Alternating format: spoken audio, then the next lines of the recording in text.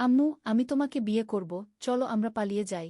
আমার ২৪ বছরের ছেলে রাকিবের কথা শুনে আমার হাত থেকে পানির গ্লাস পড়ে গেল। রাকিব, তুই কি বলছিস? তুই পাগল হয়ে গেছিস? মা ছেলে বিয়ে করে? আমি চিৎকার করে উঠলাম। রাকিব আমার হাত ধরে নিল। আম্মু, আমি জানি এটা অস্বাভাবিক, কিন্তু আমি তোমাকে ভালোবাসি। শুধু মা হিসেবে নয়, একজন নারী হিসেবে। আব্বু মারা যাওয়ার পর তুমি একা আছো। আমিও একা।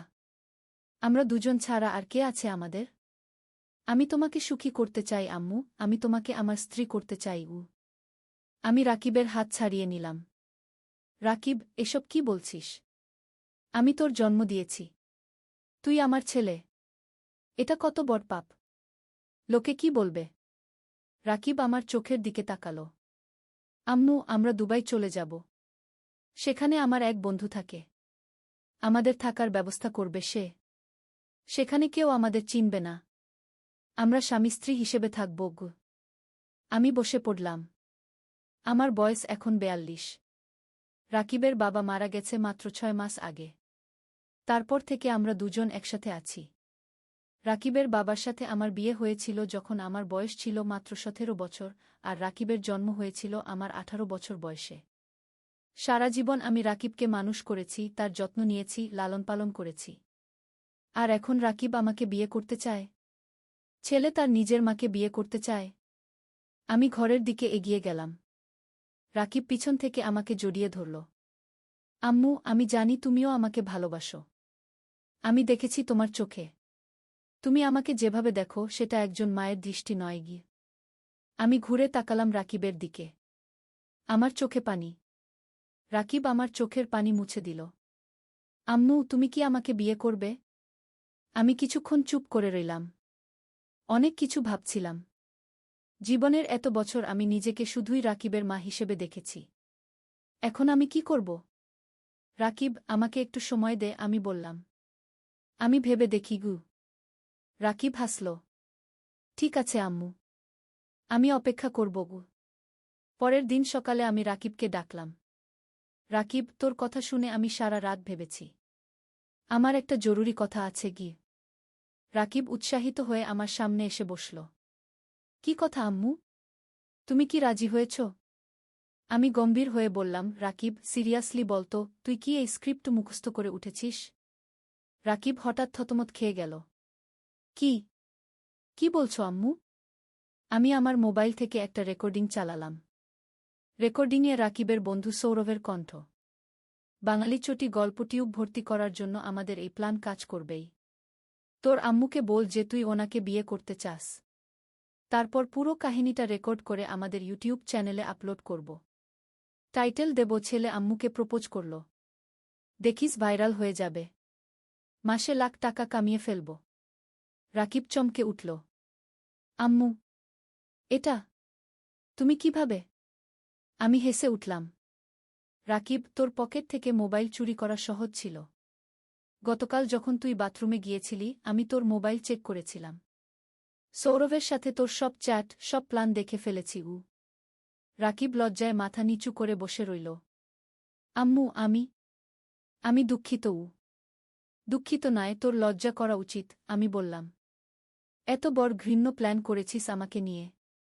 নিজের মাকে নিয়ে এই রকম একটা ভিডিও। আমি জানি আম্মু। রাকিব মাথা নিচু করে বলল। আমি লোভে পড়ে গিয়েছিলাম। সৌরভ বল, এইভাবে টাকা গু। আমি ঘাট ঘুরিয়ে রাকিবের দিকে তাকালাম। ঠিক আছে, আমি তোকে একটা সুযোগ দিচ্ছি গু। রাকিব চোখ তুলে তাকাল। সুযোগ? হ্যাঁ। তুই আমাকে ভরকে দিতে চেয়েছিলি, আমি তোকে আরও বড় ভরকা দেব। আমি তোর এই প্ল্যানে সাহায্য করব গু।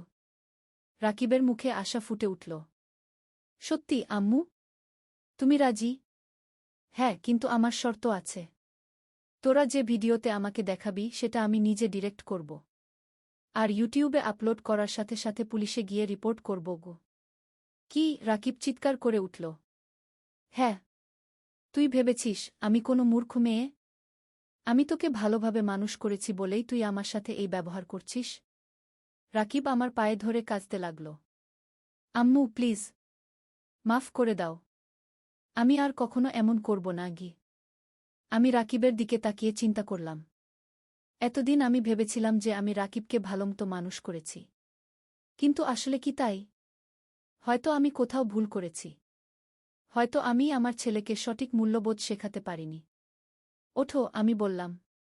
তোর সৌরভকে ফোন কর। ওকে বল আমি সব জেনে গেছি। রাকিব কাঁপতে কাঁপতে সৌরভকে ফোন করল। সৌরভ, আমার আম্মু। আম্মু সব জেনে গেছে।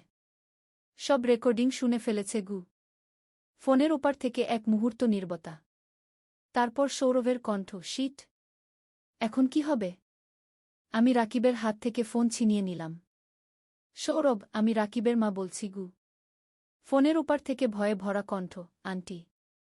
আমি শোনো, আমি তোমাদের এই ঘৃণ্য প্ল্যান মেনে নিতে পারতাম। আমি রাকিবের সাথে একটা ফেক ভিডিও বানিয়ে তোমাদের সাহায্য করতে পারতাম।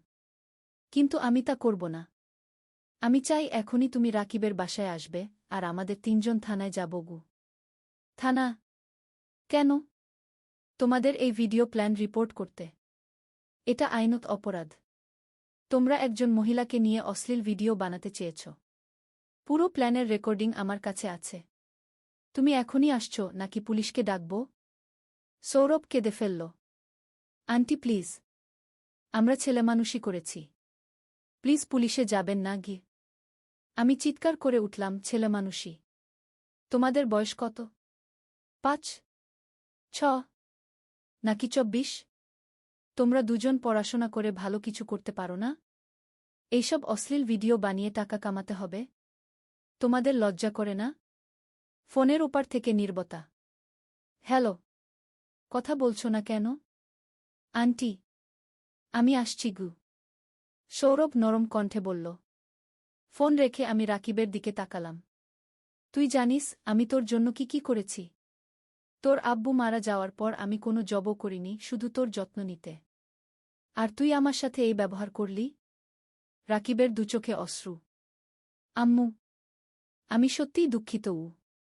আমি রাকিবের চোখে চোখ রেখে বললাম, আমি তোকে এখনই ঘর ছেড়ে চলে যেতে বলতে পারি। কিন্তু আমি তা করব না। তুই আমার ছেলে। তোকে আমি ত্যাগ করতে পারব না। কিন্তু আজ থেকে তোর নতুন জীবন শুরু। রাকিব আশ্চর্য হয়ে আমার দিকে তাকাল। নতুন জীবন? হ্যাঁ। তুই এখন থেকে চাকরি করবি।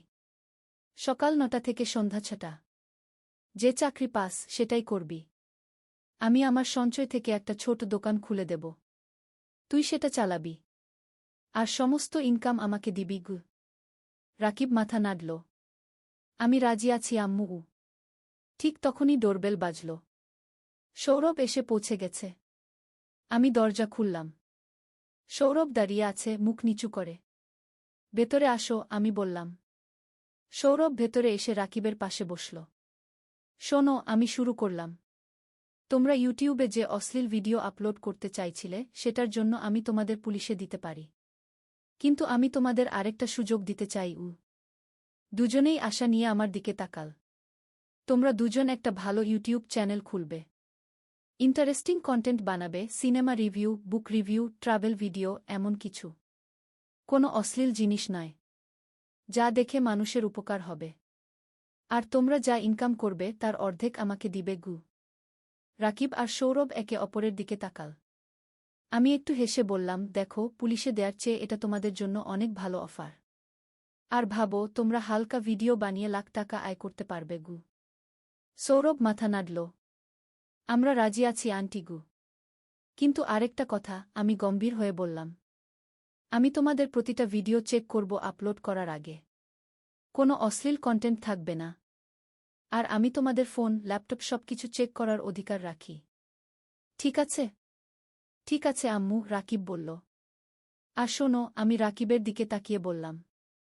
সৌরভের সাথে তোর বন্ধুত্ব শেষ। ও আর এ বাড়িতে আসবে না। তোরা শুধু ইউটিউব কন্টেন্ট নিয়ে কথা বলবি। রাকিব মাথা নাড়ল। আমি বুঝতে পারছি আম্মু। তুমি ঠিকই বলছ। আমি সৌরভের দিকে তাকালাম। তুমি এখন যেতে পারো। আর কখনো এমন কোনো ঘৃণ্য প্ল্যান করবে না। সৌরভ মাথা নিচু করে চলে গেল। আমি রাকিবের পাশে বসলাম। রাকিব, আমি জানি তুই ভালো ছেলে। তুই শুধু ভুল পথে চলে গিয়েছিলি। আমি তোকে ভালো হতে সাহায্য করব। রাকিব আমার হাত ধরে নিল। আম্মু, আমি তোমাকে কথা দিচ্ছি, আমি আর কখনো তোমাকে কষ্ট দেব না। 3 মাস পরের কথা। আমি ল্যাপটপে রাকিব অ্যান্ড সৌরভ ট্রাভেলস চ্যানেলের লেটেস্ট ভিডিও দেখছি। রাকিব আর সৌরভ বাংলাদেশের একটা গ্রামে গিয়ে সেখানকার প্রাকৃতিক সৌন্দর্য, খাবার, মানুষজন সম্পর্কে ভিডিও বানিয়েছে। ভিডিওর কমেন্ট সেকশনে হাজার হাজার কমেন্ট। সবাই প্রশংসা করছে তাদের। চ্যানেলের সাবস্ক্রাইবার সংখ্যা এখন প্রায় 2 লাখ। রাকিব অফিস থেকে ফিরে এলো। আম্মু, আমাদের নতুন ভিডিও দেখেছ? আমি মুচকি হেসে বললাম, হ্যাঁ দেখেছি। খুব সুন্দর হয়েছে। তোরা সত্যিই দারুণ কাজ করছিস। রাকিব আমার পাশে বসল। আম্মু, আমি সত্যিই লজ্জিত, আমি যা করতে চেয়েছিলাম তা নিয়ে গিয়ে। আমি রাকিবের কাঁধে হাত রাখলাম। সেসব কথা ভুলে যা। তুই এখন ভালো পথে আছিস। রাকিব হাসল। আম্মু, তুমি আমাকে যে সুযোগ দিয়েছিলে সেটার জন্য আমি কৃতজ্ঞ। তুমি আমাকে পুলিশে দিতে পারতে, কিন্তু তুমি তা করনি। আমি রাকিবের দিকে তাকালাম। কারণ তুই আমার ছেলে। আমি তোকে ভালোবাসি। আমিও তোমাকে ভালোবাসি আম্মু। রাকিব আমাকে জড়িয়ে ধরল। আমি ভাবলাম, জীবনের সবচেয়ে বড় রহস্য হল মানুষকে বোঝা। কখনো কখনো আমরা যাদের ভালোবাসি তারাই আমাদের সবচেয়ে বেশি আঘাত করে। আবার কখনো কখনো আমরা যাদের দোষী ভাবি তারাই আমাদের জীবনকে সমৃদ্ধ করে তোলে। রাকিব একবার ভুল করেছিল, কিন্তু আমি তাকে ক্ষমা করেছি। আমার ছেলে আবার ফিরে এসেছে আমার কাছে, এবার আরও ভালো, আরও শক্তিশালী হয়ে। আম্মু, আমাদের পরের ডেস্টিনেশন কোথায় হবে বলে মনে হয়? আমি একটু ভেবে বললাম, কক্সবাজার কেমন? সেখানে খুব সুন্দর সূর্যাস্ত দেখা যায়। পারফেক্ট, রাকিব উৎসাহে বলে উঠল। আমি সৌরভকে বলে রাখি। আমি হাসলাম। একসময় আমি ভেবেছিলাম রাকিব আর সৌরভের বন্ধুত্ব ভেঙে দিতে, কিন্তু দেখলাম তারা একসাথে কাজ করে ভালো কিছু করছে। তাই আমি তাদের বন্ধুত্ব করতে দিয়েছি, তবে শর্ত সাপেক্ষে। রাকিব ফোন করতে অন্য ঘরে চলে গেল। আমি জানালা দিয়ে বাইরে তাকালাম। আকাশে সূর্য ডুবে যাচ্ছে। একটা নতুন দিনের শুরু হবে আগামীকাল। আমাদের পরিবারের জন্য একটা নতুন দিন। আমি ভাবলাম, জীবন কত অদ্ভুত। কখনো কখনো আমরা ভুল পথে চলে যাই, কিন্তু ফিরে আসার রাস্তাও সবসময় খোলা থাকে। আমার ছেলে সেই রাস্তায় হাঁটতে শুরু করেছে, আর তার সাথে আমিও। নদীর ধারে এক গ্রাম। প্রথম অধ্যায়, শুরুর কথা। পদ্মা নদীর ধারে ছোট্ট একটা গ্রাম, নামটা হল কুসুমপুর। এই গ্রামে বাস করত একটা ছেলে, তার নাম রাকিব। রাকিবের বয়স মাত্র 22 বছর। লেখাপড়ায় ভালো ছিল সে, কিন্তু টাকার অভাবে ঢাকা বিশ্ববিদ্যালয়ে ভর্তি পরীক্ষা দিতে পারেনি। এখন গ্রামের স্কুলে পড়ায়। মাসে বেতন পায় 10,000 টাকা। রাকিবের বাবা মারা গেছেন 3 বছর আগে। মা আছেন, ছোট্ট একটা বোন আছে, নাম মিথিলা। মিথিলার বয়স 15, এইচএসসি পরীক্ষা দেবে আগামী বছর। রাকিবের স্বপ্ন ছিল মিথিলাকে ডাক্তার বানাবে, কিন্তু স্বপ্ন আর বাস্তবের মধ্যে অনেক দূরত্ব। শীতের সকাল, কুয়াশায় ঢাকা গ্রাম। রাকিব স্কুলে যাওয়ার জন্য তৈরি হচ্ছে। মা খাবার দিয়েছে একটা টিফিন বক্সে, ভাত আর ডিম ভাজি। রাকিব সাইকেল নিয়ে বেরিয়ে পড়ল। স্কুল 5 কিলোমিটার দূরে। পথে যেতে যেতে রাকিব ভাবছিল তার জীবনের কথা। এই গ্রামে আর কতদিন থাকবে? ঢাকায় গিয়ে কিছু করা যায় কি না? কিন্তু মা আর মিথিলাকে রেখে কিভাবে যাবে? মনটা খারাপ হয়ে গেল। স্কুলে পৌঁছে দেখল হেড স্যার দাঁড়িয়ে আছেন। হেড স্যার মানিক স্যার, বয়স 50-এর কাছাকাছি। ভালো মানুষ। রাকিবকে অনেক স্নেহ করেন। রাকিব, একটু আমার রুমে এসো, মানিক স্যার বললেন। রাকিব রুমে ঢুকল। মানিক স্যার বললেন, তুমি তো জানো আমাদের স্কুলের অবস্থা ভালো না। সরকারি অনুদান কমে গেছে। আমরা হয়তো তোমার বেতন আর বাড়াতে পারব না। রাকিবের মনটা ভেঙে গেল, কিন্তু সে কিছু বলল না। শুধু মাথা নেড়ে বলল, বুঝতে পারছি স্যার। তবে একটা খবর আছে, মানিক স্যার বললেন। শুনেছি জেলা শহরে একটা এনজিও শিক্ষক খুঁজছে। বেতন ভালো, 15,000 টাকা। তুমি চাইলে আবেদন করতে পারো। রাকিব একটু ভাবল। জেলা শহর মানে প্রায় 30 কিলোমিটার দূরে। রোজ যাওয়া আসা করা মুশকিল। থাকতে হবে সেখানে। স্যার, আমি ভেবে দেখি। রাকিব বলল। ক্লাস শুরু হল। রাকিব বাচ্চাদের বাংলা পড়াচ্ছে। ছোট্ট ছোট্ট মুখ, সবাই মন দিয়ে শুনছে। রাকিব ভাবল, এই বাচ্চাদের ছেড়ে কিভাবে যাবে? স্কুল ছুটির পর রাকিব বাড়ি ফিরল। মা রান্না করছে, মিথিলা পড়াশোনা করছে। রাকিব মাকে বলল এনজিওর কথা। মা চুপ করে রইল কিছুক্ষণ। তারপর বলল, ভাই তুমি যা ভালো মনে করো তাই করো, আমরা সামলে নেব। কিন্তু রাকিব দেখল মায়ের চোখে পানি। দ্বিতীয় অধ্যায়, নতুন সিদ্ধান্ত। সেই রাতে রাকিব ঘুমাতে পারল না। বারবার একই চিন্তা মাথায় আসছে। কি করবে? এখানে থাকবে নাকি নতুন জায়গায় যাবে?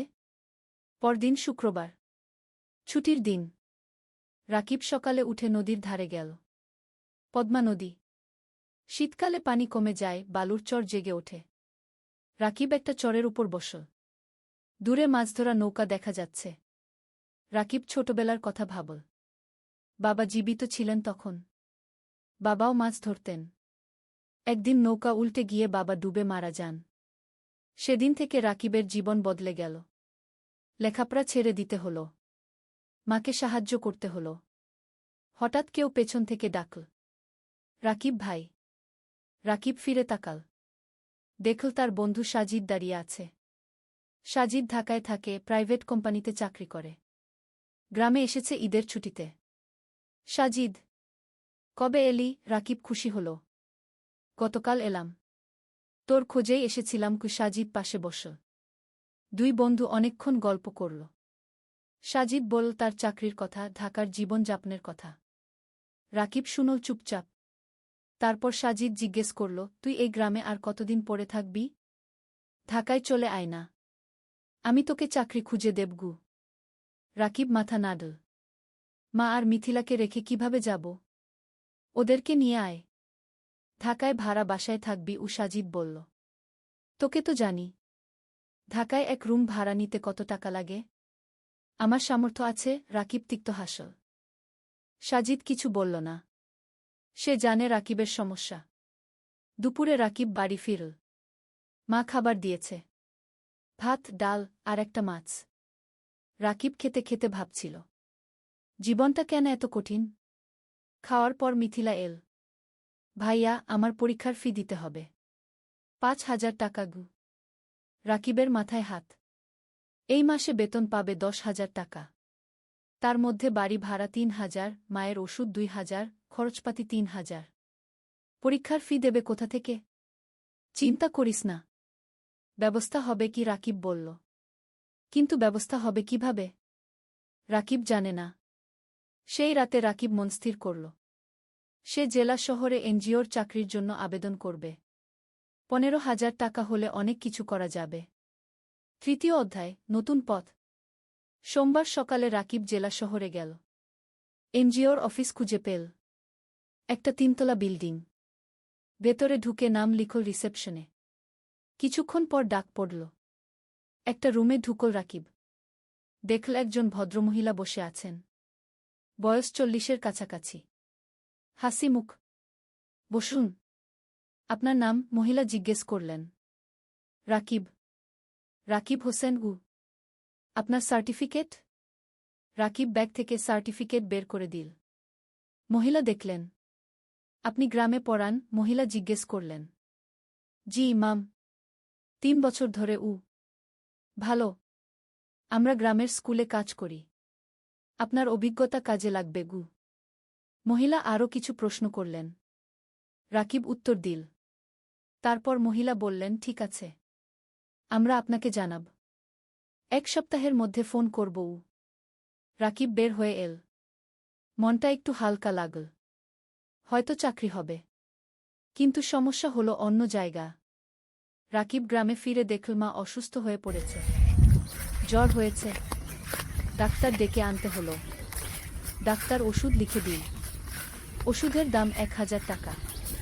রাকিবের পকেটে 5 টাকা ছিল। বাকি 5 টাকা ধার করতে হলো পাশের বাড়ির কাকার কাছে। মা শুয়ে শুয়ে বলল, ভাই তুমি জেলা শহরে চাকরি নিও না, আমরা এখানে থাকি। না মা, তোমার চিকিৎসার জন্য টাকা লাগবে, মিথিলার পড়াশোনার জন্য টাকা লাগবে, আমাকে ভালো চাকরি করতে হবে কি? রাকিব বলল। পরের সপ্তাহে রাকিবের ফোন এল এনজিও থেকে। চাকরি হয়েছে, পরের মাস থেকে জয়েন করতে হবে। রাকিব খুশি হলো, কিন্তু সাথে সাথে চিন্তাও হলো। জেলা শহরে থাকবে কোথায়?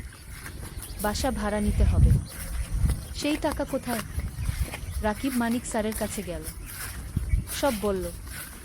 মানিক স্যার শুনলেন, তারপর বললেন, তুমি চিন্তা করো না, আমার জেলা শহরে একটা ছোট্ট ফ্ল্যাট আছে, খালি পড়ে আছে, তুমি সেখানে থাকতে পারো। প্রথম 3 মাস ভাড়া লাগবে না। রাকিবের চোখে পানি এল। স্যার, আপনি তুমি ভালো ছেলে, তোমার উন্নতি হোক এটাই চাই। মানিক স্যার হাসলেন। রাকিব স্যারের পা ছুঁয়ে সালাম করল। চতুর্থ অধ্যায়, জেলা শহরে নতুন জীবন। পরের মাসের প্রথম দিনে রাকিব জেলা শহরে চলে এল। মা আর মিথিলা গ্রামে রইল। রাকিব ঠিক করল সপ্তাহে একদিন গ্রামে যাবে। মানিক স্যারের ফ্ল্যাট ছোট্ট কিন্তু পরিষ্কার, একটা রুম, একটা রান্নাঘর, একটা বাথরুম। রাকিব নিজের জিনিসপত্র গুছিয়ে রাখল। পরদিন এনজিও অফিসে গেল। কাজ শুরু হলো। রাকিবকে দায়িত্ব দেওয়া হলো 5টা গ্রামের স্কুল দেখাশোনা করার। সপ্তাহে 3 দিন স্কুলে যেতে হবে, বাকি দিন অফিসে। প্রথম দিন রাকিব একটা গ্রামে গেল। স্কুলটা খুবই খারাপ অবস্থায়, ছাদ দিয়ে পানি পড়ে, বেঞ্চ ভাঙা, শিক্ষক মাত্র 2 জন, ছাত্রছাত্রী প্রায় 150। রাকিব শিক্ষকদের সাথে কথা বলল। তারা বলল অনেক সমস্যার কথা, বেতন কম, সরকারি সাহায্য নেই, অনেক বাচ্চা স্কুল ছেড়ে দিয়েছে। রাকিব বুঝল এখানে অনেক কাজ করার আছে। সে মনস্থির করে ভালোভাবে কাজ করবে। সন্ধ্যায় রাকিব ফ্ল্যাটে ফিরল। একা একা রান্না করল, ভাত আর ডিম ভাজি। খেয়ে শুয়ে পড়ল। মায়ের কথা মনে পড়ল, মিথিলার কথা মনে পড়ল। রাকিব মাকে ফোন করল। মা, কেমন আছো? ভালো আছি, তুমি খেয়েছো? মা জিজ্ঞেস করল। হ্যাঁ মা, তুমি ওষুধ খেয়েছো তো? খেয়েছি। মিথিলা পড়াশোনা করছে, তুমি চিন্তা করো না। ফোন রেখে রাকিব ঘুমিয়ে পড়ল। দিন যাচ্ছে, রাকিব কাজে মন দিচ্ছে। সে দেখছে স্কুলগুলোর অবস্থা ধীরে ধীরে ভালো হচ্ছে। এনজিও থেকে সাহায্য আসছে, নতুন বেঞ্চ এসেছে, ছাদ মেরামত হয়েছে, শিক্ষকদের ট্রেনিং দেওয়া হচ্ছে। রাকিব খুশি, তার মনে হচ্ছে সে কিছু ভালো কাজ করছে। 3 মাস পর রাকিব প্রথম বেতন পেল, 15,000 টাকা। রাকিব সাথে সাথে 10,000 টাকা মাকে পাঠিয়ে দিল। বাকি 5,000 টাকা দিয়ে নিজের খরচ চালাবে। মা ফোন করে কাঁদল। ভাই, তুমি এত টাকা পাঠালে তোমার কি হবে? মা, তুমি চিন্তা করো না, আমার হয়ে যাবে, তুমি ভালো থাকো গো। রাকিবের মনে হলো জীবনে প্রথমবার সে কিছু করতে পারছে। পঞ্চম অধ্যায়, নতুন বন্ধুত্ব। এনজিও অফিসে রাকিবের সহকর্মী অনেক। তার মধ্যে একজন মেয়ে আছে, নাম তানিয়া। তানিয়া ঢাকা থেকে এসেছে, লেখাপড়া করেছে ঢাকা বিশ্ববিদ্যালয়ে। খুব মেধাবী, কিন্তু গ্রামের মানুষের জন্য কাজ করতে চায়, তাই এনজিওতে জয়েন করেছে। তানিয়া আর রাকিব প্রায় একসাথে মাঠে কাজ করে, স্কুলে যায়, শিক্ষকদের সাথে কথা বলে, বাচ্চাদের পড়ায়। ধীরে ধীরে তানিয়া আর রাকিবের মধ্যে বন্ধুত্ব হলো। তানিয়া রাকিবকে অনেক কিছু শেখায়, কিভাবে প্রজেক্ট প্ল্যান করতে হয়, কিভাবে রিপোর্ট লিখতে হয়, কিভাবে মানুষের সাথে কথা বলতে হয়। রাকিব তানিয়াকে শেখায় গ্রামের জীবন সম্পর্কে, গ্রামের মানুষের সমস্যা সম্পর্কে, কিভাবে তাদের সাহায্য করা যায়। একদিন তানিয়া রাকিবকে জিজ্ঞেস করল, তুমি কি বিয়ে করেছো? রাকিব হেসে বলল, না, বিয়ের কথা ভাবার সময় নেই, এখন পরিবারের দায়িত্ব আছে। তোমার পরিবার কেমন? তানিয়া জিজ্ঞেস করল। রাকিব তার মা আর মিথিলার কথা বলল, বাবার মৃত্যুর কথা বলল, কিভাবে সে সংসার চালাচ্ছে সেই কথা বলল। তানিয়া শুনো চুপচাপ, তারপর বলল, তুমি খুব সাহসী। রাকিব কিছু বলল না, শুধু হাসল। সময় যাচ্ছে, রাকিবের কাজ ভালো হচ্ছে, এনজিও থেকে তাকে প্রশংসা করা হচ্ছে, বেতনও বাড়ল, এখন 17,000 টাকা পায়। রাকিব সপ্তাহে একদিন গ্রামে যায়, মাকে দেখে আসে। মিথিলার পড়াশোনা দেখে দেয়। মিথিলা এখন কলেজে পড়ছে। সে ডাক্তার হতে চায়। একদিন মা রাকিবকে বলল, ভাই তোর বিয়ের কথা ভাবা উচিত। রাকিব হাসে।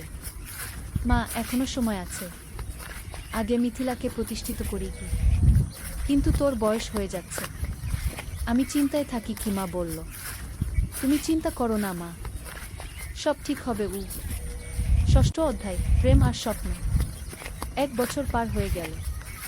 রাকিব এখন এনজিওতে প্রজেক্ট কোঅর্ডিনেটর। বেতন 20,000 টাকা। সে এখন একটা ভাড়া বাসায় থাকে। মাসে ভাড়া 5,000 টাকা। তবু মাকে প্রতি মাসে 12,000 টাকা পাঠায়। মিথিলা খুব ভালো ফলাফল করেছে। সে মেডিকেল কলেজে ভর্তি হতে চায়। কিন্তু ভর্তি পরীক্ষার জন্য কোচিং করতে হবে। কোচিং ফি অনেক। রাকিব চিন্তায় পড়ল। কোথা থেকে টাকা আসবে? তানিয়া বুঝতে পারল রাকিবের সমস্যা। একদিন সে বলল, রাকিব, তুমি কিছু চিন্তিত মনে হচ্ছে কি? রাকিব মিথিলার কথা বলল। তানিয়া বলল, আমি আমার এক বন্ধুকে জানি। সে ঢাকায় মেডিকেল কোচিং সেন্টার চালায়। আমি তাকে বলবো, হয়তো কম ফিতে তোমার বোনকে ভর্তি করে নেবে কি। রাকিব অবাক হলো। তুমি এত সাহায্য করছো কেন? তানিয়া চুপ করে রইল কিছুক্ষণ। তারপর বলল, কারণ তুমি ভালো মানুষ গো। রাকিব কিছু বলল না, কিন্তু মনের ভেতর একটা অনুভূতি হলো। পরের সপ্তাহে তানিয়া তার বন্ধুর সাথে রাকিবের কথা হলো। বন্ধু রাজি হলো মিথিলাকে অর্ধেক ফিতে ভর্তি করতে। রাকিব খুশিতে আত্মহারা। সে তানিয়াকে ধন্যবাদ দিল বারবার। তানিয়া হেসে বলল, ধন্যবাদ না, একটা ট্রিট দাও। রাকিব তানিয়াকে নিয়ে গেল একটা রেস্টুরেন্টে। দুজন একসাথে খাবার খেল। অনেক গল্প করল, হাসল। খাওয়ার পর বাইরে বের হয়ে তানিয়া বলল, রাকিব, আমি তোমাকে একটা কথা বলতে চাই। বলো। তানিয়া একটু থেমে বলল, আমি তোমাকে ভালোবাসি। রাকিব স্তব্ধ হয়ে গেল। কি বলবে বুঝতে পারল না। তানিয়া বলল, আমি জানি এটা হঠাৎ শোনাচ্ছে, কিন্তু 1 বছর ধরে তোমার সাথে কাজ করছি।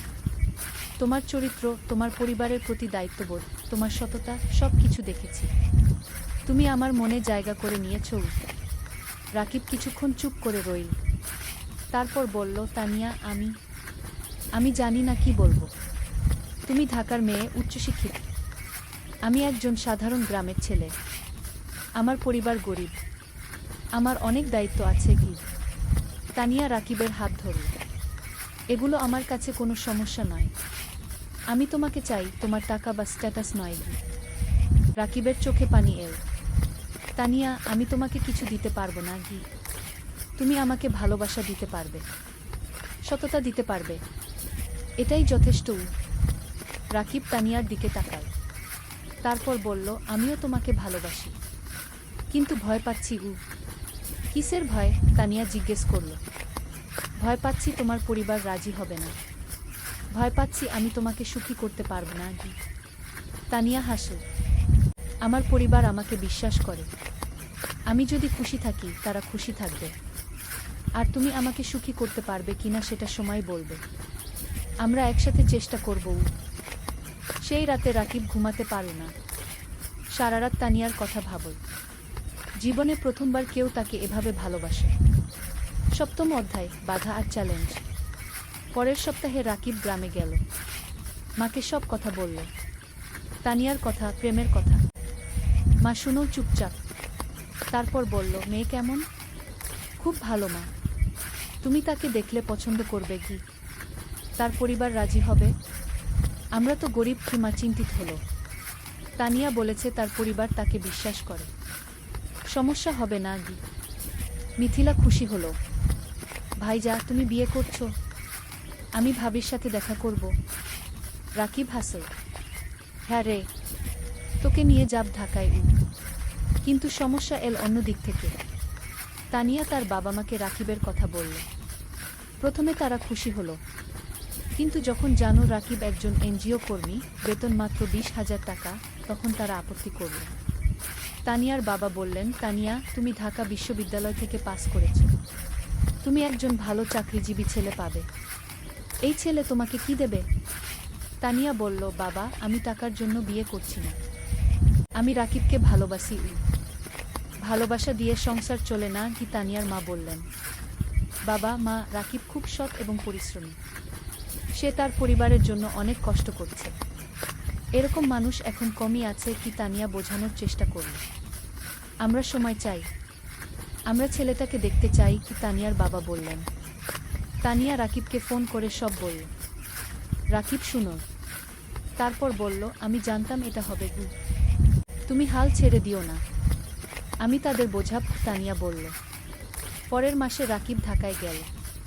তানিয়ার বাবা মার সাথে দেখা করল। তারা রাকিবকে অনেক প্রশ্ন করল। রাকিব সব সততার সাথে উত্তর দিল। তানিয়ার বাবা বললেন, তুমি তোমার ভবিষ্যৎ নিয়ে কি ভাবছো? তুমি সারা জীবন এনজিওতে থাকবে? রাকিব বলল, আঙ্কেল, আমি স্বপ্ন দেখি একদিন নিজের একটা স্কুল করব। গ্রামের গরিব ছেলে মেয়েদের বিনামূল্যে পড়াব। এটা আমার লক্ষ্য। তানিয়ার বাবা অবাক হলেন। তুমি কি জানো একটা স্কুল খুলতে কত টাকা লাগে? জানি আঙ্কেল, কিন্তু আমি বিশ্বাস করি যদি সততার সাথে চেষ্টা করি একদিন সফল হব। তানিয়ার বাবা কিছু বললেন না, কিন্তু রাকিবের চোখে যে আগুন দেখলেন সেটা তাকে ভাবিয়ে তুলল। সেই রাতে তানিয়ার বাবা মা আলোচনা করলেন। তারপর তারা রাজি হলেন, কিন্তু একটা শর্ত দিলেন, রাকিবকে আরও ভালো চাকরি খুঁজতে হবে। রাকিব শর্ত মেনে নিল। অষ্টম অধ্যায়, নতুন সুযোগ। বিয়ের প্রস্তুতি শুরু হলো, কিন্তু রাকিব চিন্তায় ছিল। বিয়েতে অনেক খরচ হবে, সেই টাকা কোথায়? তানিয়া বলল, আমরা সিম্পল বিয়ে করব, বেশি খরচ করব না। কিন্তু তানিয়ার পরিবার বড় বিয়ে চায়, অনেক আত্মীয় স্বজন আছে। রাকিব টেনশনে ছিল। তখন মানিক স্যার তাকে ডাকলেন। স্যার বললেন, রাকিব, আমি শুনেছি তোমার বিয়ে হবে, আমি তোমাকে একটা উপহার দিতে চাই। স্যার একটা খাম দিলেন। খামে ছিল 50,000 টাকা। রাকিবের চোখ বড় হয়ে গেল। স্যার, এটা আমি নিতে পারবো না। এটা উপহার, তুমি আমার ছাত্রের মতো, তুমি অবশ্যই নেবে। স্যার জোর করলেন। রাকিব স্যারকে জড়িয়ে ধরল। স্যার, আপনি আমার জন্য অনেক কিছু করেছেন। তুমি ভালো থাকো, এটাই চাই। এদিকে রাকিবের ভাগ্য ঘুরতে শুরু করল। একদিন এনজিওর ডিরেক্টর রাকিবকে ডাকলেন। বললেন, রাকিব, তোমার কাজ আমরা খুব পছন্দ করেছি। আমরা একটা নতুন প্রজেক্ট শুরু করছি, তুমি প্রজেক্ট ম্যানেজার হবে, বেতন হবে 35,000 টাকা। রাকিব বিশ্বাস করতে পারল না। 35,000 টাকা! এত টাকা কখনো কল্পনাও করেনি। স্যার, সত্যি? রাকিব জিজ্ঞেস করল। হ্যাঁ, তুমি যোগ্য, তুমি পারবে কি? ডিরেক্টর বললেন। রাকিব সাথে সাথে তানিয়াকে ফোন করল। তানিয়া খুশিতে চিৎকার করল। সেই সন্ধ্যায় রাকিব মাকে ফোন করল, সব বলল।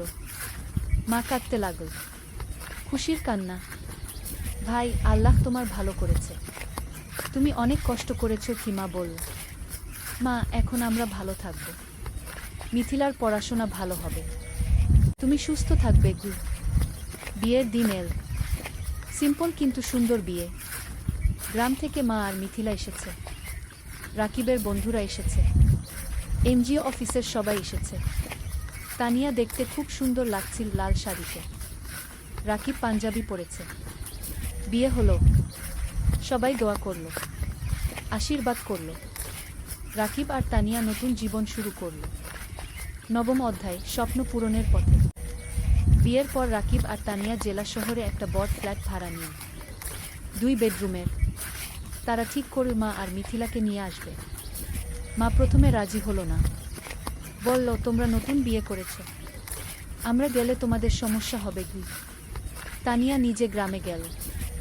মাকে বলল, মা, আপনি আমার মা, আপনি না থাকলে আমার সংসার অসম্পূর্ণ। মা তানিয়াকে জড়িয়ে ধরল। মা, তুমি খুব ভালো। মা আর মিথিলা জেলা শহরে চলে এল। এখন তারা সবাই একসাথে থাকে। মিথিলা ঢাকায় কোচিং করছে, সে খুব মন দিয়ে পড়ছে। তার লক্ষ্য মেডিকেল কলেজে চান্স পাওয়া। রাকিব নতুন প্রজেক্টে কাজ শুরু করেছে। প্রজেক্টটা খুব বড়, 15টা গ্রামে কাজ করতে হবে। স্কুল, স্বাস্থ্যকেন্দ্র, নারী উন্নয়ন, সব ধরনের কাজ। রাকিব খুব ব্যস্ত হয়ে গেল, সকাল থেকে রাত পর্যন্ত কাজ। কিন্তু সে খুশি, কারণ সে মানুষের উপকার করছে। তানিয়াও কাজ করছে, সেও একটা প্রজেক্টে আছে। তাদের দুজনের মিলে এখন বেতন ৫৫,০০০ টাকা। এত টাকা রাকিব কখনো কল্পনা করেনি। এখন তারা স্বাচ্ছন্দ্যে আছে। মায়ের ভালো চিকিৎসা হচ্ছে, মিথিলার পড়াশোনা ভালো হচ্ছে, রাকিব কিছু টাকা সেভিংসও করছে। একদিন রাকিব তানিয়াকে বলল, তুমি জানো আমার স্বপ্ন ছিল একটা স্কুল করা। গিয়ে হ্যাঁ, মনে আছে? তুমি এখনো সেই স্বপ্ন দেখো? তানিয়া জিজ্ঞেস করল। হ্যাঁ, আমি ভাবছি আমরা যদি কিছু টাকা সেভ করি তাহলে হয়তো একদিন একটা ছোট্ট স্কুল খুলতে পারব। তানিয়া হাসে। চলো আমরা একসাথে এই স্বপ্ন পূরণ করব। দুজনে মিলে প্ল্যান করতে লাগল। কিভাবে টাকা জমাবে, কোথায় স্কুল খুলবে, কিভাবে চালাবে।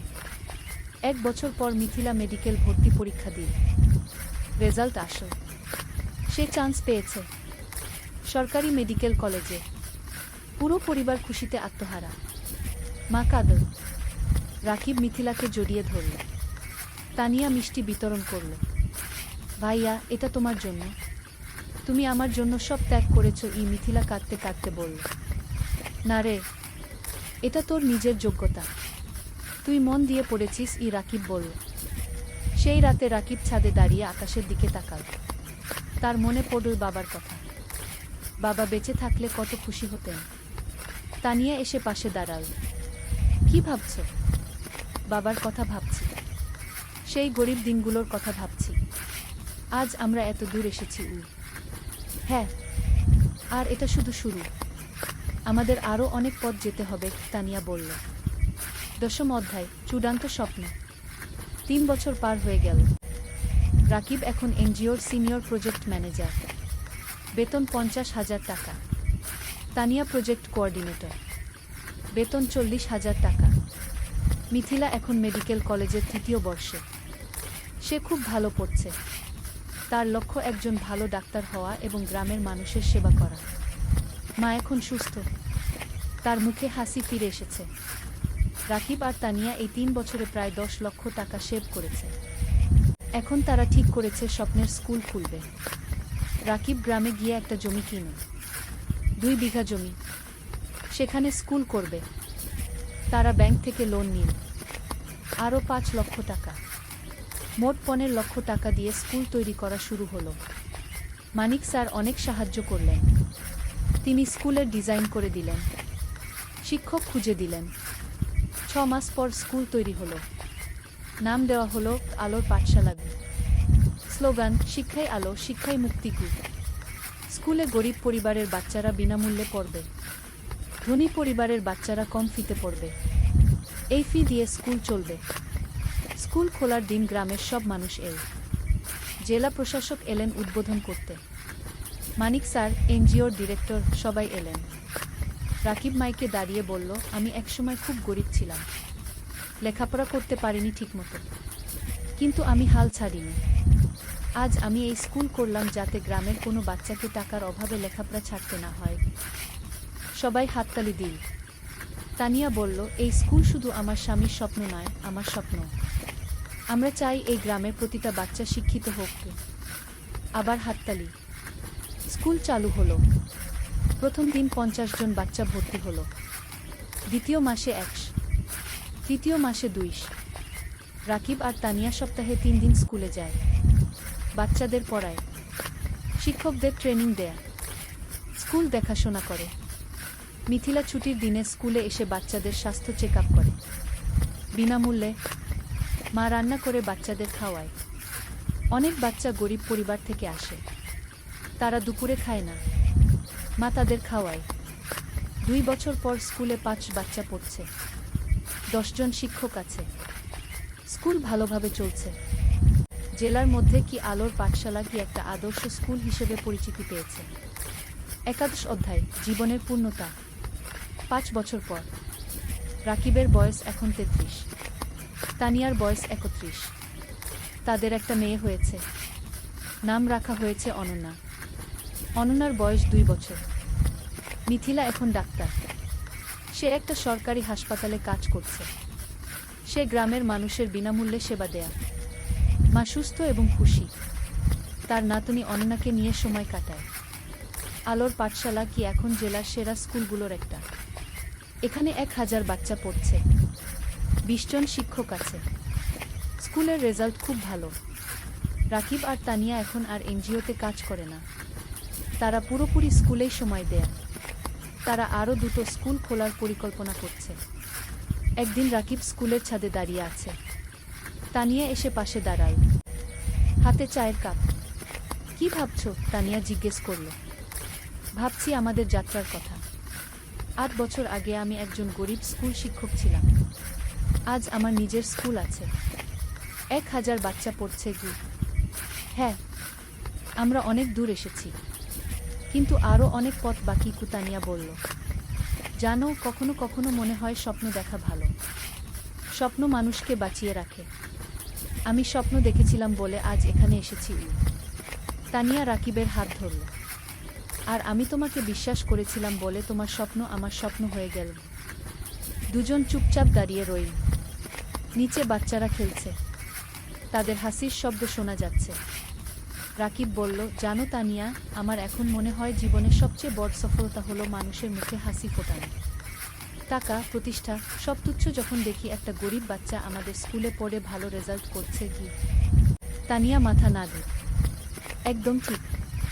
তুমি জানো, গত সপ্তাহে সেই রহিম নামের ছেলেটা এসেছিল, যে 3 বছর আগে আমাদের স্কুলে ভর্তি হয়েছিল। হ্যাঁ, মনে আছে। তার বাবা রিকশা চালায়। সে ক্লাসে ফার্স্ট হয়েছে। তার বাবা এসে আমার পা ছুঁয়ে কাঁদছিল, বলছিল আপনারা না থাকলে আমার ছেলে লেখাপড়া শিখতে পারত না। রাকিবের চোখ ভিজে গেল। এই মুহূর্তগুলোর জন্যই আমরা কাজ করি। হঠাৎ অননা দৌড়ে এল। বাবা, বাবা, দেখো আমি কি এঁকেছি। রাকিব মেয়েকে কোলে তুলে নিল। অননা একটা ছবি দেখাল। একটা স্কুল, সামনে অনেক বাচ্চা। এটা কি? রাকিব জিজ্ঞেস করল। এটা আমাদের স্কুল। দাদু বলেছে তুমি এই স্কুল বানিয়েছ। অননা বলল। রাকিব মেয়ের কপালে চুমু খেল। হ্যাঁ রে, একদিন তুইও বড় হয়ে ভালো কিছু করবি। আমি ডাক্তার হব, মাসির মতো। তারপর গরিব মানুষদের দেখব। অননা বলল। তানিয়া হাসল। দেখছো, আমাদের পরবর্তী প্রজন্ম স্বপ্ন দেখছে। 10 অধ্যায়, নতুন চ্যালেঞ্জ। কিন্তু জীবন কখনো সোজা পথে চলে না। একদিন রাকিব খবর পেল স্কুলের জমি নিয়ে সমস্যা হয়েছে। একজন স্থানীয় রাজনীতিবিদ দাবি করছে জমিটা তার। রাকিব চিন্তায় পড়ে গেল। সে আইনজীবীর সাথে দেখা করল। আইনজীবী বলল, কাগজপত্র দেখাও। রাকিব সব কাগজ দেখাল। আইনজীবী দেখে বলল, তোমার কাগজ ঠিক আছে, কিন্তু ওই লোক ক্ষমতাবান, সে ঝামেলা করবে। তাহলে কি করব? রাকিব জিজ্ঞেস করল। কোর্টে কেস করতে হবে, সময় লাগবে, টাকাও লাগবে। রাকিব বাড়ি ফিরে তানিয়াকে সব বলল। তানিয়া শুনো। তারপর বলল, আমরা লড়ব, আমরা সত্যের পক্ষে আছি। কেস শুরু হলো।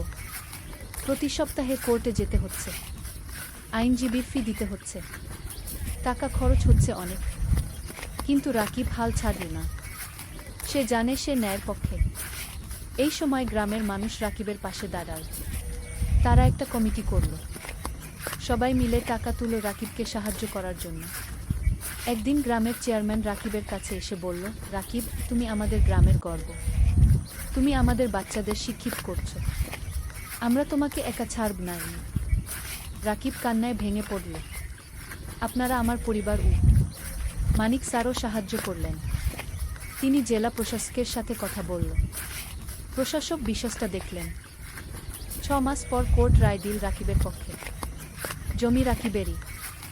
সেই দিন স্কুলে উৎসব হলো। সবাই খুশি, বাচ্চারা নাচল, গাইল। রাকিব মাইকে বলল, আজ আমরা জিতেছি। কিন্তু এটা শুধু আমার জয় নয়, এটা আমাদের সবার জয়, সত্যের জয়। 13 অধ্যায়, সম্প্রসারণ। কেস জেতার পর রাকিবের আত্মবিশ্বাস বেড়ে গেল। সে ঠিক করল আরও একটা স্কুল খুলবে, পাশের জেলায়। তানিয়া রাজি হলো। তারা আবার সেভিংস শুরু করল। এই সময় একটা বড় সুখবর এল। একটা আন্তর্জাতিক এনজিও তাদের স্কুলের কথা শুনেছে। তারা সাহায্য করতে চায়। এনজিওর একজন প্রতিনিধি এলি আলোর পাঠশালাকে দেখতে। সে সব দেখল, শিক্ষকদের সাথে কথা বলল, বাচ্চাদের সাথে কথা বলল। তারপর সে রাকিবকে বলল, আমরা আপনার কাজে মুগ্ধ। আমরা আপনাকে 10 লক্ষ টাকা গ্রান্ট দিতে চাই নতুন স্কুলের জন্য। রাকিব বিশ্বাস করতে পারল না। 10 লক্ষ টাকা? সত্যি? রাকিব জিজ্ঞেস করল। হ্যাঁ, আপনি একটা প্রস্তাব লিখে পাঠান, আমরা অনুমোদন করব। রাকিব আর তানিয়া রাত দিন পরিশ্রম করে প্রস্তাব লিখল, পাঠিয়ে দিল। 1 মাস পর অনুমোদন এল। 10 লক্ষ টাকা। রাকিব পাশের জেলায় জমি কিনে নতুন স্কুল তৈরি শুরু হলো। এবার আরও বড় স্কুল, আরও ভালো সুবিধা। মিথিলা বলল, ভাইজা, নতুন স্কুলে একটা হেলথ ক্লিনিক বানাও। আমি সপ্তাহে একদিন এসে বাচ্চাদের দেখব। চমৎকার আইডিয়া, রাকিব বলল। নতুন স্কুলে একটা হেলথ ক্লিনিকও তৈরি হলো। মিথিলা আর তার 2 জন সহকর্মী ডাক্তার সেখানে বিনামূল্যে সেবা দেয়া। নতুন স্কুলের নাম দেওয়া হলো আলোর পাঠশালা 2। এখানেও গরিব বাচ্চারা বিনামূল্যে পড়ে। 1 বছরে দ্বিতীয় স্কুলেও 5 বাচ্চা ভর্তি হলো। রাকিবের স্বপ্ন আরও বড় হলো। সে ভাবল, জেলার প্রতিটা গ্রামে একটা করে স্কুল করবে। 14 অধ্যায়, পুরস্কার। 3 বছর পর রাকিব এখন 40 বছরের। তার 5টা আলোর পাঠশালাগুলো আছে, 5টা জেলায়। প্রায় 3000 বাচ্চা পড়ছে। 2 শিক্ষক কাজ করছে। একদিন রাকিব একটা ফোন পেল, ঢাকা থেকে, শিক্ষা মন্ত্রণালয় থেকে। আপনি রাকিব হোসেন? ফোনে একজন জিজ্ঞেস করল। জিউ, আপনাকে জানাতে পেরে আনন্দিত যে আপনার নাম জাতীয় শিক্ষা পুরস্কারের জন্য নির্বাচিত হয়েছে। আপনি গ্রামীণ শিক্ষায় অসামান্য অবদান রেখেছেন। রাকিব স্তব্ধ হয়ে গেল। জাতীয় পুরস্কার? সত্যি? রাকিব জিজ্ঞেস করল। হ্যাঁ, আগামী মাসে ঢাকায় অনুষ্ঠান হবে। মাননীয় প্রধানমন্ত্রী পুরস্কার দেবেন। রাকিব ফোন রেখে তানিয়াকে জড়িয়ে ধরল। তান, আমরা জাতীয় পুরস্কার পেয়েছি। তানিয়া কাঁদতে লাগল। খুশির কান্না। তুমি পেরেছ, তুমি সত্যিই পেরেছ। মা খবর শুনে কাঁদল। ভাই, তোর বাবা বেঁচে থাকলে কত খুশি হতো। মিথিলা বলল, ভাইজা, তুমি আমার হিরো। অনন্যা, এখন 7 বছর, বলল, বাবা, তুমি সবচেয়ে ভালো বাবা। পুরস্কারের দিন, ঢাকা, বঙ্গভবন। রাকিব স্যুট পরেছে, তানিয়া শাড়ি পরেছে। মা, মিথিলা, অনন্যা সবাই গেছে। মানিক স্যারও গেছে। তিনি রাকিবকে বললেন, আমি গর্বিত তোমার শিক্ষক ছিলাম। অনুষ্ঠানে অনেক মানুষ। রাকিবের নাম ডাকা হলো। সে মঞ্চে উঠল। প্রধানমন্ত্রী তাকে পুরস্কার দিলেন। একটা ক্রেস্ট, একটা সার্টিফিকেট আর 5 লক্ষ টাকা। রাকিব মাইকে দাঁড়িয়ে বলল, আমি একজন সাধারণ গ্রামের ছেলে। আমার বাবা রিকশা চালাতেন।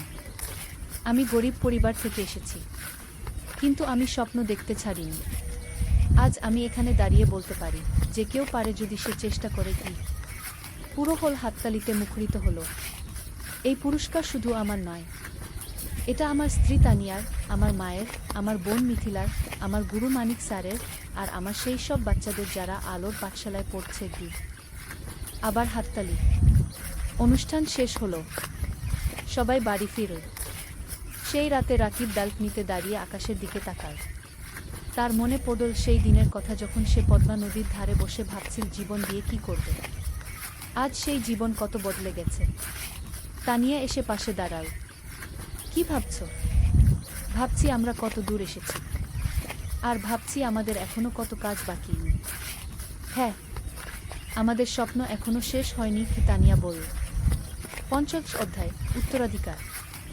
আরও 5 বছর কেটে গেল। রাকিবের বয়স এখন 45। তার 10টা আলোর পাঠশালাগু আছে, 10টা জেলায়। 6000 বাচ্চা পড়ছে, 4 শিক্ষক কাজ করছে। মিথিলা এখন একজন সফল ডাক্তার। সে নিজের একটা হাসপাতাল খুলেছে, গরিব মানুষদের বিনামূল্যে চিকিৎসা দেয়। অনন্যা এখন 12 বছর।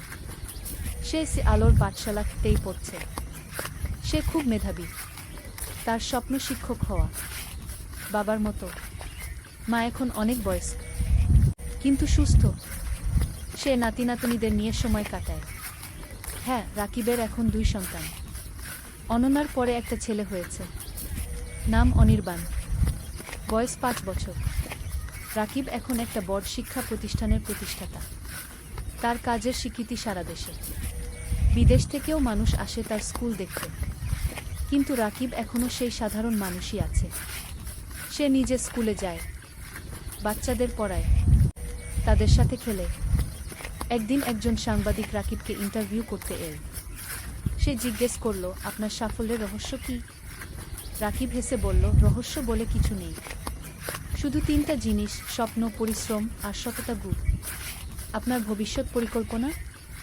আরও 20টা স্কুল খুলব, প্রতিটা জেলায়, যাতে কোনো বাচ্চা শিক্ষা থেকে বঞ্চিত না হয়। আপনি কি রাজনীতিতে আসবেন? অনেকে বলছে আপনি দেশের জন্য অনেক করতে পারবেন। রাকিব মাথা নাড়ে, না, আমি শিক্ষক থাকতে চাই, রাজনীতি আমার জায়গা নয়। সাংবাদিক আরও অনেক প্রশ্ন করল।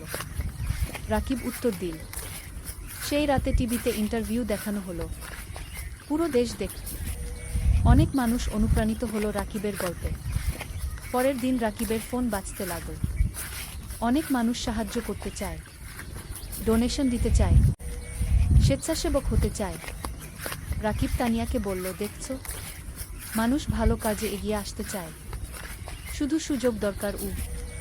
তানিয়া বলল, হ্যাঁ, আর তুমি সেই সুযোগ তৈরি করেছ। শেষ অধ্যায়, জীবনের অর্থ। আরও 10 বছর পরের ঘটনা। রাকিবের বয়স এখন 55, চুলে পাক ধরেছে, কিন্তু চোখে এখনো সেই আগুন। তার এখন 25টা আলোর পাঠশালাগুলো আছে, 15,000 বাচ্চা পড়ছে, 1000-এর বেশি শিক্ষক কাজ করছে। মা আর বেঁচে নেই, 3 বছর আগে মারা গেছেন শান্তিতে। তার শেষ ইচ্ছা ছিল রাকিব যেন তার কাজ চালিয়ে যায়। রাকিব সেই ওয়াদা রেখেছে। মিথিলা এখন একজন প্রতিষ্ঠিত ডাক্তার, তার হাসপাতাল জেলার সেরা হাসপাতাল। সে বিয়ে করেছে একজন ইঞ্জিনিয়রকে, তাদের 2 সন্তান। অনন্যা এখন 22 বছর, সে শিক্ষক হয়েছে, আলোর পাঠশালাতেই পড়ায়। সে বাবার উত্তরসূরি। অনির্বাণ এখন 15 বছর, সে মেডিকেলে পড়তে চায়, মাসির মতো ডাক্তার হতে চায়। রাকিব এখন অনেক কম সময় অফিসে থাকে, বেশিরভাগ সময় বাচ্চাদের সাথে থাকে, গল্প বলে, গান শেখায়, জীবনের পাঠ দেয়। একদিন একটা বাচ্চা রাকিবকে জিজ্ঞেস করল, স্যার, আপনি এত কিছু করলেন কেন? আপনি তো ব্যবসা করে ধনী হতে পারতেন। রাকিব হাসল, বাবা, টাকা দিয়ে সব কিছু কেনা যায় না। আমি যখন দেখি তুমি ভালো রেজাল্ট করেছ, তখন যে আনন্দ পাই সেটা কোনো টাকায় কেনা যায় না। তাহলে জীবনের অর্থ কি স্যার? বাচ্চাটা জিজ্ঞেস করল। রাকিব একটু ভাবল, তারপর বলল, জীবনের অর্থ হলো অন্যের জীবনে আলো জ্বালানো। যদি তুমি একজন মানুষকেও সাহায্য করতে পারো, তাহলে তোমার জীবন সার্থক। বাচ্চাটা মাথা নাড়ে, আমিও আপনার মতো হতে চাই স্যার। রাকিব বাচ্চাটার মাথায় হাত বুলিয়ে দিল, তুমি আমার চেয়ে আরও ভালো হবে। সেই সন্ধ্যায় রাকিব আর তানিয়া তাদের বাড়ির ছাদে বসে আছে। সূর্য অস্ত যাচ্ছে, আকাশ লাল কমলা রঙে রাঙানো। তানিয়া বলল, তুমি জানো, যখন প্রথম তোমাকে দেখেছিলাম তখন জানতাম না তুমি এত দূর যাবে।